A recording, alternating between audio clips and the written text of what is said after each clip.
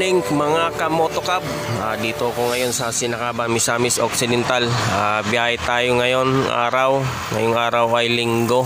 Biyahe tayo today. Gaya ng ginagawa natin araw-araw, kada umaga bumibiyahe tayo. So nakapagatid na tayo ng isang pasahero. So ito yung terminal ng Sinacaban. Wala pa nakapila.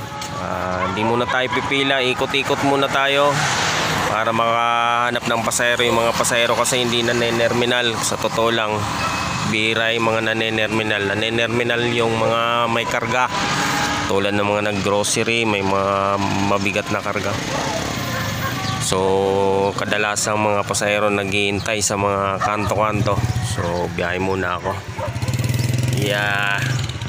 Ayun, muli tayo nakabiyahe ngayon, Dito tayo ngayon sa Jimenez, Misamis Occidental. Nakatid ulit tayo ng pasahero.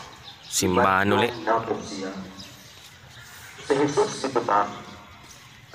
Pangalawang biyahe.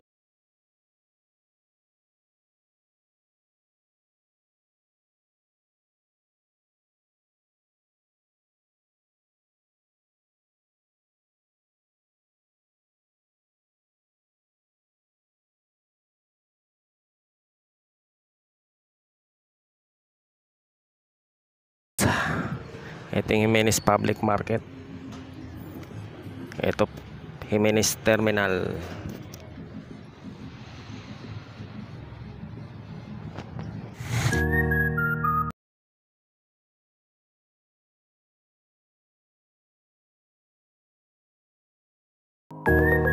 So ayun mga kamotokab, kadalasan po kasing mga kalaban natin dito yung mga private na namamasada. Wala po kasing, hindi po kasi hinuhuli dito yung mga ganyang private Napakaraming private, problema sa ulo. Laging imbes magiging pasahero mo na ikaw ay legal, may franchise, may numero, may binabayaran mga sticker, ticket. Samantala yung mga private walang binabayaran, tuloy ang pamamasada. Kaya hirap na hirap, napakahirap. Dagdagan pa ng mga buhayang driver na may mga numero. Marami pong mga driver dito na may numero, mga buhaya. Kahit na ikaw na naghihintay ng pasahero sa may terminal, kukunin nila. May naispatan ako. Hinintuan pa. Kadalasan dito naghihintay mga pasahero, hindi na sila nanenerminal dahil matagal sa terminal. Kadalasan dito lumalabas yung mga pasahero galing dyan sa public market. Dito kasi mabilis, maghihintay lang dito. Pag may dumaan, sakay na. Sa terminal kasi pinupuno pa So antabay lang ako rito. So medyo maaga pa kasi, kaya wala pang gaanong pasahero dito.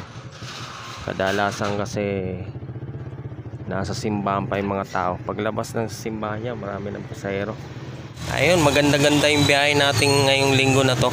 Linggo lang talaga yung maganda ang biyahe kumpara sa mga regular na araw. So yung ibang mga tricycle driver naman, pag linggo hindi na mamasada. Kumbaga pahinga nila. So 3 oras lang tayo na mamasada. May obligasyon pa kasi tayo sa bahay. So si tatay mukhang sasakay ito. Tay, tricycle. Mukhang pasahero to si nanay Nay, sakay. Hindi yata narinig ni nanay. Nagbibiro lang ako. Sasakay ba kayo? Sasakay. Gago! Sakay ka, Nay? Nakaban? Kulupan.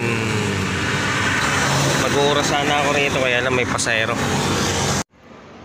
Time check 8:02 AM. Tayo ngayon sa Kulupan. Ito muna tayo mag-oras.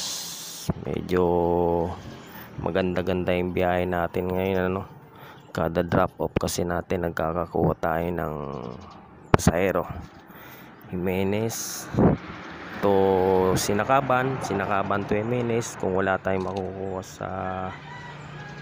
sa drop off natin. Pagdating sa kalahatian ng biyahe, makakakuha tayo. So medyo napupuno tayo. Maganda-ganda yung biyahe natin ngayong araw ng linggo.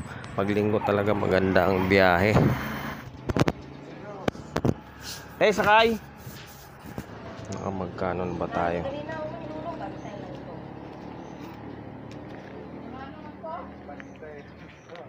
$250.